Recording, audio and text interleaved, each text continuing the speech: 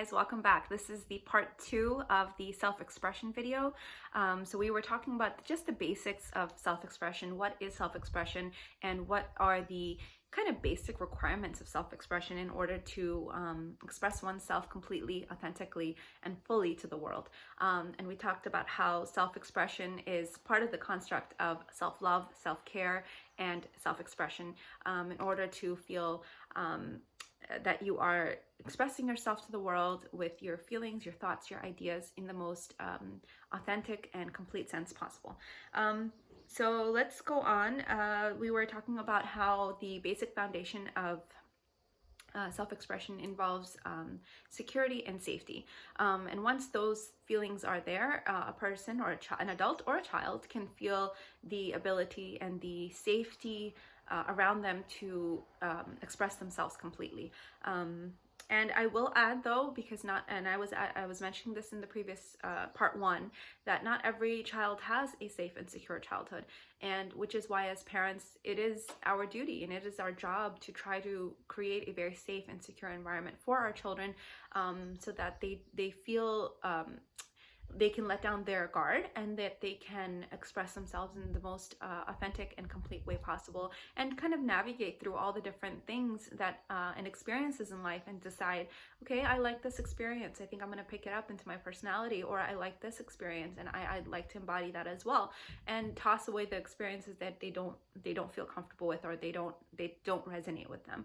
And that is part of the whole personality building and childhood development that's happening when you're a child. Is you're picking up, you're observing everything like a sponge, and you're watching that, I like this behavior, I like this sport, I like this action, I love to study, this, and you pick it up and you build it into your personality, and then from that you're able to express yourself to the world in a confident and courageous way. So yeah, okay. So we were talking about how sometimes you don't have that safe and secure childhood, and that in itself, if you are able to overcome those obstacles that you've had in life, sometimes you come out even stronger. You come out even more like absolute of who you are and who your personality is, because you've been through adversity. And once you overcome that adversity, once you're able to say like, okay, that God forbid childhood trauma happened to me, but that's not me, that's not my personality, that experience does not define who I am. Just the same way as my car doesn't define who I am, or my my eyeliner doesn't define who I am. It's who's inside, that's who defines who I am. And so when you're able to overcome childhood trauma or adult trauma, and you're able to move on from it through whatever means you need to get past it, that overcoming adversity and coming out even stronger is also a form of self-development, although self-expression, although it is painful to swim through all of that, and I will add that. So as a parent, my job is to keep my children as safe and secure as possible, keep my environment safe and secure as possible, because I know that creativity and I mentioned this in my self-care video or my self-love video, that creativity and scientists say that creativity and conflict are running on the same spectrum. So if you are observing conflict constantly, you're going to shut down that creativity. But if you are in a safe and secure environment, your creativity is just flowing. Your energy and your creative energy is just flowing, and you're able to tap into that and create great things. I mean, you're able to create amazing programs, or whatever you feel like is expressing who you are. That creativity can only be channeled when the conflict is down. And when the conflict is in full bloom, your creative energy and your creative juices are just kind of simmering there, and they're not able to burst forth with beautiful self-expression. So always understand that when you are in a place of adversity, your job is to mentally tell yourself, I need to get out of this, I need to get out of this, I need to get out of this adversity, I need to get out of this hardship, because always, we know in Islam that God gives us hardships for sure, but our job is to stay patient, to get through it, and to move on, because after hardship comes, ease, right? After hardship comes ease. And God burdens us or puts a burden on our soul only so much that we can handle. So when we are being tested with adversity, just realize, from this, something great will come out of this. And I'm going to move past this, and I want to recover from this. So yeah. All right, so I'll get into tips for self-expression, and 3 ways that I feel like self-expression, 3 ways that I feel like it helps to enhance your self-expression and to kind of navigate through childhood of who you are and what your personality is and how you're going to live your life in a fulfilling way. So the first thing that I'm going to mention is taking risk, not just crazy risk, taking calculated risks. So taking risks and trying new things allows you to experiment with self-expression. It adds like a variety to your, like a charcuterie board. It adds like a variety, like, okay, there's cheese, there's fruit, there's, this, and all onto your board, and you get to pick, and that I like this experience, or I like that environment, or I like this, and you're able to build your personality and express yourself in different ways that you enjoyed or you liked, and so you have more freedom that way. So when you experiment and you take calculated risk and you try new things, you are able to have the freedom to choose what it is that you enjoy, and you're able to express your thoughts and ideas in that manner or in that way. So for me, I know, like, since I was a kid, I mean, I love school. I love school. I mean, I'm passionate about school and actually taking notes and studying, and it's crazy. I mean, I know it's crazy, but I love school. I could do it each day and every day. And so my husband and I both are advocates for higher education. And when I got married, he was finishing up his higher education, and I had just finished up my undergrad. And I was 19 years old, got married, had my undergrad under my belt, but I knew I wanted more. I knew that, with my obsession with school and my need to express myself through learning and through absorbing, I knew I need to go further. So together as a team, like, he was my biggest support, and along with family. But we were in separate states. We had 3 kids during the process. We were basically meeting up back and forth. And like, he'd come and pick me up halfway. My parents would drop me halfway, and crazy things like that. I would take the bus, I would take the plane, the train, everything, with little toddlers and babies in car seats and all that. But I was very passionate to get my doctorate degree, and for me, that, like I shared, learning is a form of self-expression for me, because for me it's like I need to absorb first, and then I'm able to express myself with the skills and the knowledge that I've obtained. So school to me is much more than just learning and making money. No, it's more, it's learning, absorbing, able to use those skills in various aspects of your life. So I was, we were both very, very dedicated and to this cause, and to this cause, I guess you could say. And 5 years later, I had a degree. I had 3 children, and it was worth it. I mean, we came out even stronger. I mean, it was that experience so early on in our marriage I think it was extremely helpful, because what it did is it made us even stronger. Once we overcame that, and once we had that positive outcome, that I have a degree in my hand, I have 3 children, my husband is my biggest supporter, and together, like, we felt like we were, we just felt extremely fulfilled and, like, unbreakable. Like, we felt wonderful.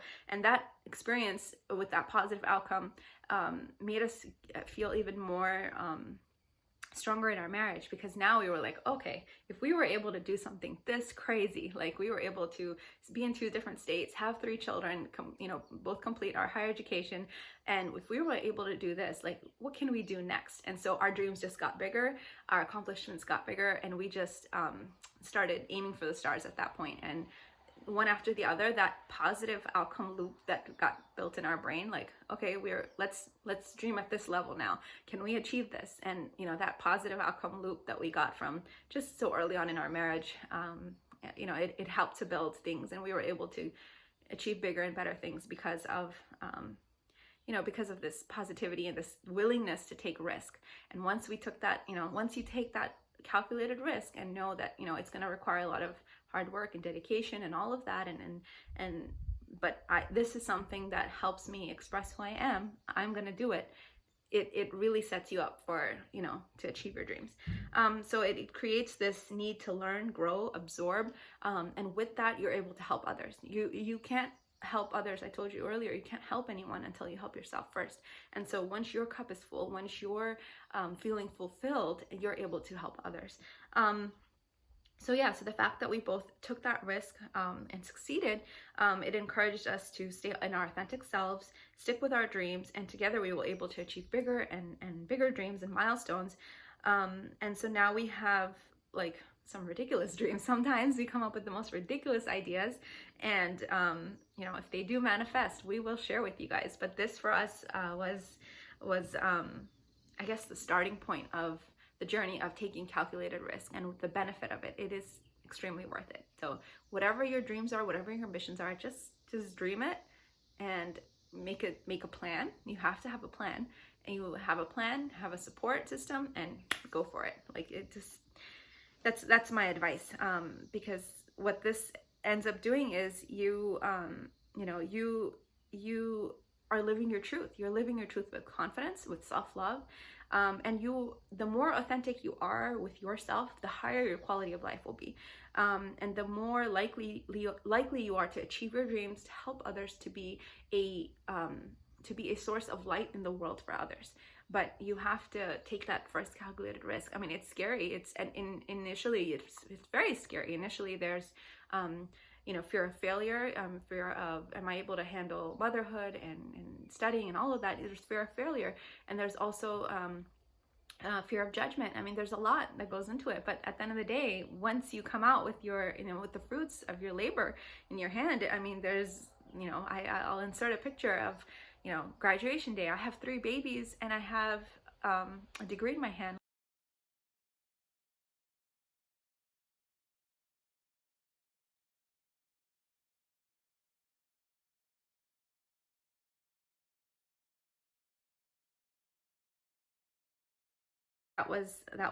That's my biggest number one is don't be afraid to take risk. Take calculated risk and follow your dreams, and don't be afraid. Don't be afraid. All right, my number 2 tip for self-expression is adventure. Obviously this is an adventure channel, so my number two tip for self-expression is adventure, travel, having fun. And I will say this stems from childhood. So my biggest inspiration, I have 2 inspirations from childhood, and those 2 sources of inspiration really encouraged travel and just made everything so fun and exciting. My first source of inspiration is my dad. My dad, every weekend that he was off, he was able to, okay, let's get up, let's go. We're going to this lake, or we're going to this park, or we're going to this zoo, and he would take us everywhere. He would take us on many, many adventures, driving adventures, local adventures, and everything he would take us to, we'd be, my sibling and I would be so excited and just happy for life. And I mean, we did some crazy things. There was times we got into a creek and had leeches stuck to us. Like, we had some crazy experiences, and those experiences, it's interesting how those are the experiences that stick. The adventure and the fun and the thrill, those are the adventures and the memories that stick in your brain. And when you grow up, you're like, my goodness, like, I did some crazy things. Like, what were we doing? So that's my first source of inspiration for adventure and travel is my dad. My number 2 source of inspiration for adventure is my best friend's dad. And if my best friend is watching, I thank you to your dad, and thank you to you guys to allow us to join you guys on your adventures. I mean, you guys, had a big family of your own, and you still allowed me and my sibling to come with you guys. I mean, we are truly grateful. You guys allowed us to be part of your family when we went on these adventures. I mean, my best friend's dad, my uncle, I'd say my uncle, he took us to, the craziest places. Everything became an adventure for him.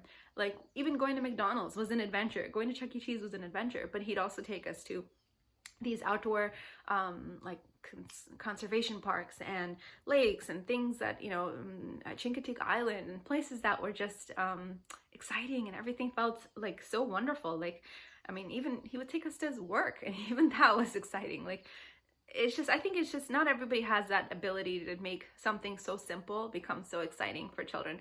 I don't know. He had some kind of magic that just made us all feel like we were all together going somewhere wonderful. And yeah, one of the adventures that sticks in my mind, and this is something my friend also remembers till this day, and we laugh about it, is our RV adventure with them. So my family and her family together, we went on an RV adventure, and all of us are sitting, in an RV, and everyone has their claim spots. And I'm gonna, me and her, my best friend, we got the top area above where the driver goes, and we felt so, special, and like we're like so cool. We get to sit up there and have our own hideout and everything.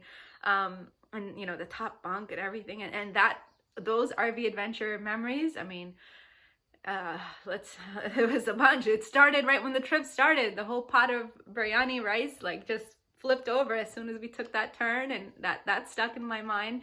I mean, the RV uncle accidentally hit it against a restaurant. I mean, that was an adventure, and we're just sitting there watching, like, what's happening next. We went into a safari, and the monkeys like just ripped up the top of the RV. I mean, that was an adventure. I'm sure not for the adults, but for us kids, we were like, wow, what's happening?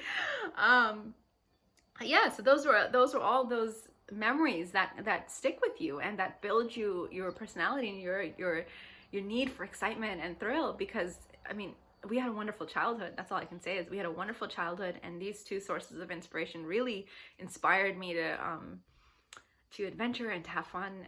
And I hope to put that excitement into my children, and that thrill, I hope to really embody it so that they can follow suit. And I hope that it continues for generations to come, because life is much more beautiful when you have memories and you have beautiful adventures together. Yeah, so I really hope that my children are able to become better adventurers than we are. So yeah, so I will add that. And my number third, so we did so far tips for self-expression. The first tip was taking calculated risk, following your dreams, dreaming big. The second tip was adventure, travel, and doing that with your family. And my third tip for self-expression is reading and writing. Same things. A lot of the stuff stems from childhood, so I will be adding a lot of childhood stories. But same thing, reading and writing. As a kid, I mean, me and my best friend, same thing. We were just inhaling books left and right, just inhaling books. We were reading like crazy. Our parents would tell us to go to sleep, and lo and behold, we were covers up and flashlight, and we're reading. I mean, we were just obsessed with reading. And I truly believe that reading and writing really like fuels your creativity, your creative juices. They come from the ideas that you absorb from a book. And I wouldn't say it's even TV or it's even movies. It's the reading that really gets you creative. It allows you to go through your imagination in a way that that physical vision or that you see on the TV, it's not there in front of you. So books like Anne of Green Gables series, books like Nancy Drew. So these series like really, I think, as a child, they really like encouraged us to be very imaginative, very, very creative, and really helps with our self-expression. So yeah, we as kids, like from those experiences, we created like magical maps for our backyard. We created like, what else did we do? We made a new language. I mean, just simple things, just fun things like that. We made a new language with symbols, and because of our creative juices, like we had so much creative energy, we needed to let it out in creative action. And so that's what we did.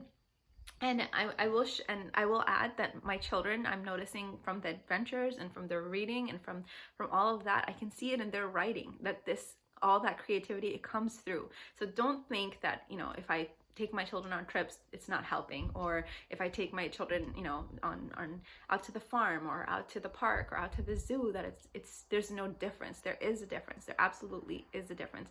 Your children are absorbing everything, and you will see it through their writing, through their speech, through their behavior. I mean, you will see it all of that self-expression come out. And it might not be immediately. Like I said, when children are little, they might not be able to express themselves completely or fully, but once they come into those preteen and teen years, you'll see it's going to come out in their writing. And I'll be sharing some of my kids' writings with you guys, just to show that they're getting into poetry, they're getting into persuasive writing, they're getting into essay writing and things like that, and it's shining through because of they are doing the same thing. I mean, I let them inhale their books.